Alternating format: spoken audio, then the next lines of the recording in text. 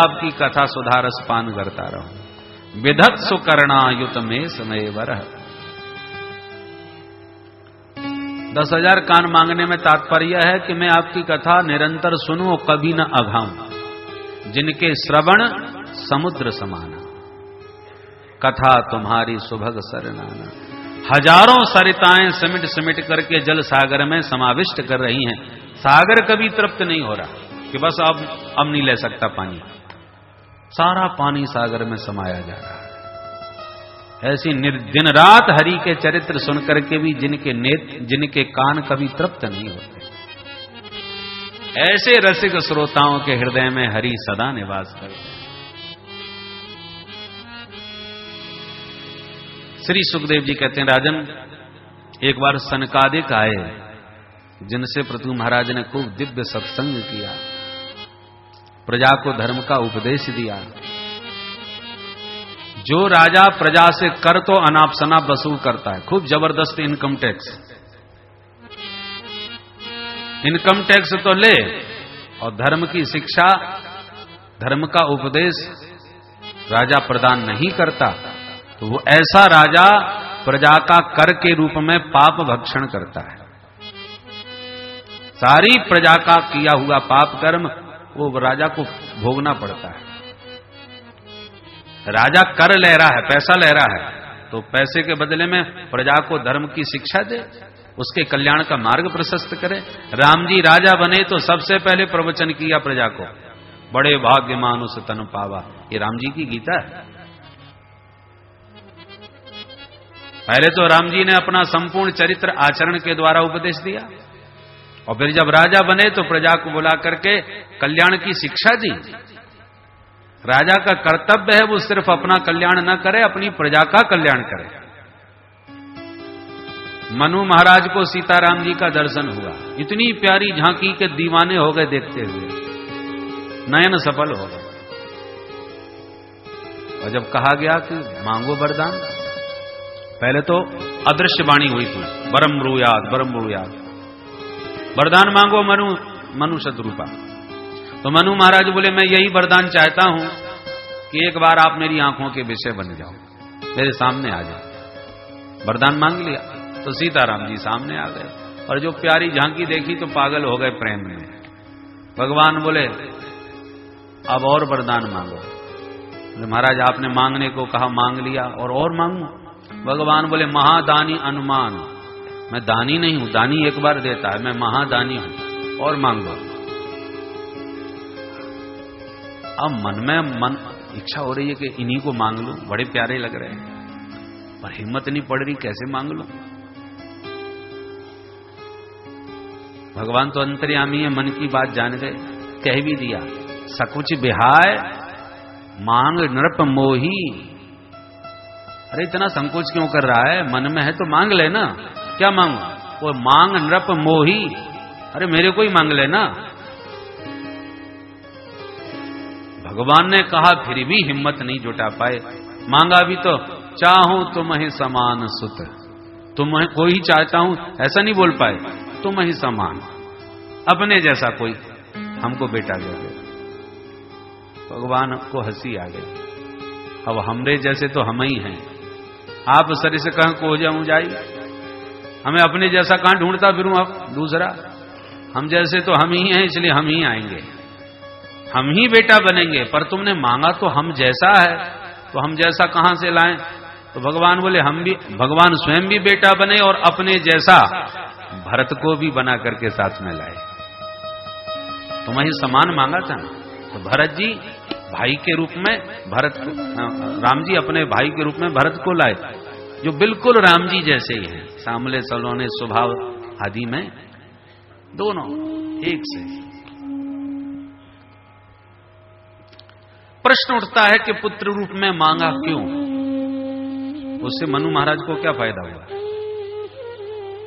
ध्यान दें, हम लोगों की प्रवृत्ति होती है कि जो वस्तु हमारे पास है वो किसी के पास न हो, तभी हमारी विशेषता है ना, कि वो चीज मिलनी है केवल उन्हीं के यहां, तब लोग हमारी महिमा जानेंगे। और जो हमारे पास है वह सबके पास है, तो फिर हमारी विशेषता क्या रहे? अरे केवल मोबाइल हमारे पास होता तो हम सबको दिखाते, देखो बिना तार के बात कर रहे हैं। तो जिनके पास होते थे लोग आंखें फाड़ के देखते थे, ओ भैया गजब के, कोई पहले टेलीफोन तो देखा था, ये बिना तार के चलते फिरते बात कर रहे हैं। अब सबके पास हो गया महाराज, साग सब्जी बेचने वालों के पास भी। तब क्या महत्व रहा उसका, सब जान गए। पर मनु महाराज को लगा कि जो प्यारी झांकी मैंने देखी है, मुझे धन्य कर दिया इस झांकी ने अपनी छवि से। मैं चाहता हूं कि मैं राजा हूं तो मेरी सारी प्रजा को यह झांकी देखने को मिले, और समस्त प्रजाजनों को यह झांकी का दर्शन कब मिलेगा, जब ये मेरे बेटा बनकर के मेरे अवध की गलियों में विचरण करेंगे। तो नर नारी समस्त इस झांकी को देख करके कृतार्थ हो जाएंगे। इसलिए कहा, मां चाहूं तुम्हें समान सुत। मैं इस झांकी को देखकर सिर्फ अपना कल्याण करना नहीं चाहता, मेरी सारी प्रजा का सौभाग्य उदय हो इस झांकी का दर्शन करके, और सभी का कल्याण हो, इसलिए आपको बेटा बनाना चाहता। तो ये है उत्तम राजा का लक्षण, जो अपना नहीं अपनी संपूर्ण प्रजा के कल्याण की भावना रखता हो, प्रजा को पुत्रवत प्यार दे, वो उत्तम राजा है और सभी का कल्याण करे। राम जी ने भी कल्याण का उपदेश दिया, तो पृथु महाराज भी परम दिव्य महापुरुष हैं, साक्षात प्रभु के स्वरूप हैं, इसलिए सारी प्रजा को धर्म का उपदेश दिया और सनकादिकों से खूब सत्संग किया। श्री सुखदेव जी कहते हैं, राजन ऐसे पृथु महाराज ने धर्म की स्थापना करके प्रभु पृथु महाराज भी अंतर्धान हो गए।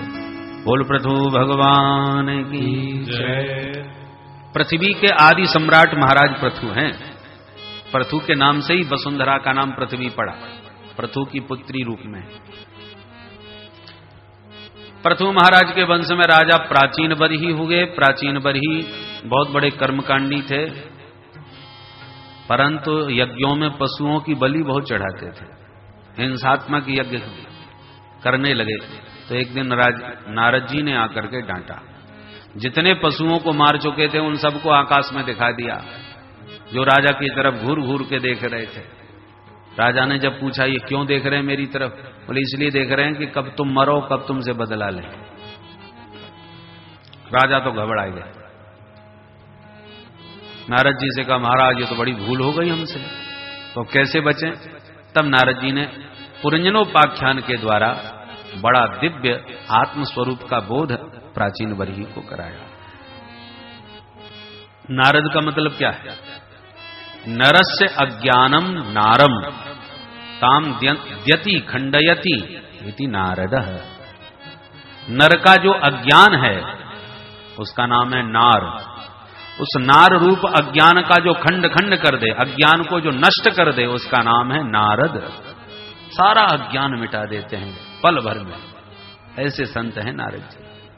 अथवा नर नारायण ऋषि से सत्संग करते रहते हैं नारद जी बद्रीनाथ में हमेशा, और नर नारायण के ज्ञान को फिर जगत में घूम घूम करके सबको दान करते हैं, बांटते हैं। तो नर नारायणस्य ज्ञानम नारम, नर नारायण का दिया हुआ जो ज्ञान है उसका नाम है नार। नरस्य ज्ञानम नारम, नारम ज्ञानम ददाति इति नारदः। नर नारायण के ज्ञान का जो सर्वत्र दान करे उसका नाम है नारद।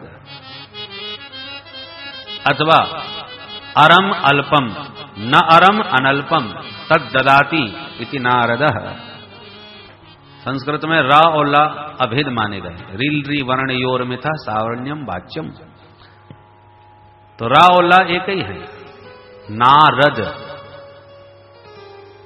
अर, ना के बाद जो अर है, अर माने अरम माने अलम, अलम सीमितम, अनल्पम अल्प नहीं, अनल्प माने बृहद। अल्प वस्तुओं का दान न करते होगे, जो साक्षात परम प्रभु का ही जीवों को दान करा दे, माने साक्षात्कार करा दे, उसका नाम है नारद। महात्मा प्रसन्न होंगे तो बेटा दे देंगे, नौकरी लगवा देंगे, ये तो देने वाले बहुत मिलेंगे, परंतु साक्षात परमात्मा का अपरोक्ष साक्षात्कार करा दे, साक्षात ब्रह्म का जो दान कर दे, उसका नाम है नारद। और ब्रजवासी तो अर्थ करते हैं, जिसकी बात को कोई रद्द न कर पाए उसका नाम नारद। बोलो राधे राधे। परंजनोपाख्यान के द्वारा आत्मबोध करा दिया नारद जी ने। इन्हीं प्रचेतागणों, इन्हीं प्राचीन वरी के पुत्र प्रचेतागण हुए 10, जिन प्रचेतागणों ने 10,000 वर्ष तपस्या करके वृक्षों की बेटी वार्क्षी से विवाह किया और दक्ष नाम के पुत्र को जन्म दिया। दक्ष का विवाह असकनी कन्या से किया और भजन करने चले गए प्रचेतागण। नारद जी रास्ते में मिल गए। बाबा ये बताओ, भगवान की प्राप्ति का शॉर्टकट रास्ता क्या है? माने जल्दी से जल्दी भगवान मिले, ऐसा क्या रास्ता है? नारद जी बोले 3 बातें जीवन में उतार लो, ठाकुर जी फटाफट मिल जाएंगे। कौन कौन? दयया सर्वभूतेषु संतुष्ट्या येन केन वा सर्वेन्द्रियोपशान्त्या च तुष्यत्या सुजनार्दन, तुष्यत्या सुजनार्दन। जनार्दन आशु तुष्यति, भगवान बहुत जल्दी प्रसन्न हो जाएंगे। कब? पहला सूत्र सर्वभूतेषु दयया, जीव मात्र पर दया करो। चतुर्थ स्कंद के अंतिम 31वें अध्याय में 19वें श्लोक में ये 3 सूत्र नारद जी दे रहे हैं। सर्वभूतेषु दयया, जीव मात्र पर दया करो। दया का मतलब, दया कैसे करें और किस पर करें? बोले परस्मिन् बंधु वर्गे वा मैत्रे द्वैसे रिपौ तथा आपन्ने रक्षितव्यम तु दयैसा परिकीर्तिता। दया की विशुद्ध परिभाषा यह है कि कोई अपना हो या पराया हो, परिचित हो या अपरिचित हो, देशी हो या विदेशी हो, मित्र हो या दुश्मन हो, कोई भी हो, कैसा भी हो, आपन्ने रक्षितव्यम, आपत्ति काल में आप उसकी रक्षा कीजिए, उसकी सहायता कीजिए। यही शुद्ध पवित्र दया का स्वरूप है।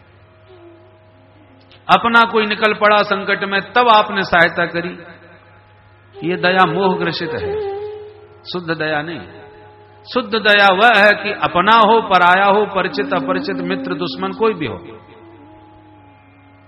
आप बिना ये जाने कि ये कौन है उसकी सहायता करें, ये विशुद्ध दया है। भगवान की प्रसन्नता का ये पहला सूत्र है। दूसरा, संतुष्ट्या येन केन वा, जो दिया है प्रभु ने आपको पात्रतानुसार, उसमें प्रसन्न रहो कि भगवान की बड़ी कृपा है, बहुत दिया है, हम तो इसके भी पात्र नहीं थे जितना प्रभु ने दे दिया। सतत कृपा की अनुभूति करो और उसमें संतुष्ट रहो। हम लोगों की आदत ऊपर ताकने की है कि अरे उसने ये बना लिया, उसने ये खरीद लिया, और जितना हमारे पास है उतना करोड़ों के पास नहीं है, वो हमें दिखाई नहीं पड़ रहा। लोग अंधे हैं, आप तो दुनिया का नजारा देख रहे हो, उन लाखों अंधों से आप श्रेष्ठ हो गए कि नहीं? लोग गूंगे हैं, बोल नहीं सकते, आप तो खूब कीर्तन गा रहे हो, उन लाखों गूंगों से श्रेष्ठ हो गए कि नहीं? बहरे हैं, सुन नहीं सकते, आप तो भगवान की कथा सुन रहे हो, दौड़ रहे हो। अरे स्वस्थ शरीर मात्र आपके पास है तो आप करोड़ों से ऊपर हो। इसलिए संतुष्टिया येन केन वा। और तीसरा सूत्र, सर्वेन्द्रियोपशान्त्या च, इंद्रियों पर संयम रखो। इंद्रियों को चाहे जीवन भर कितने भी विषय दो, इनको विषय भोग से वैराग्य कभी नहीं होने वाला। देखना इंद्रियों के न घोड़े बढ़े, इनमें हरदम ये संयम के कोड़े पड़े। अपने रथ को सुमारग लगाते चलो, कृष्ण गोविंद गोपाल गाते चलो, कृष्ण गोविंद गोपाल गाते चलो।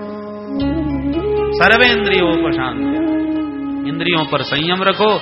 ये 3 बातें जीवन में उतार लो तो ठाकुर जी फटाफट प्रसन्न हो जाएंगे। बोल वृंदावन बिहारी लाल की जय। चतुर्थ स्कंद पूर्ण पंचम में हम लोग प्रवेश करते हैं। इसमें स्थान तत्व का वर्णन है, प्रियव्रत का चरित्र है। महाराज प्रियव्रत इतने प्रतापी राजा थे कि एक दिन बैठे बैठे सोचा जी अंधेरा क्यों हो जाता है, पूरे 12 घंटे बर्बाद हो जाते हैं देश के, रात्रि नहीं होने दूंगा। तो रथेन ज्योतिर्मयेन रजनीमपि दिनम करिष्यामि, ज्योतिर्मय रथ का निर्माण कर दिया और पृथ्वी की 7 प्रदक्षिणा करी तो 7 दिन तक दिन बना रहा, रात्रि नहीं भई। ऐसे प्रतापी राजा प्रियव्रत 7 द्वीपों का निर्माण कर दिया।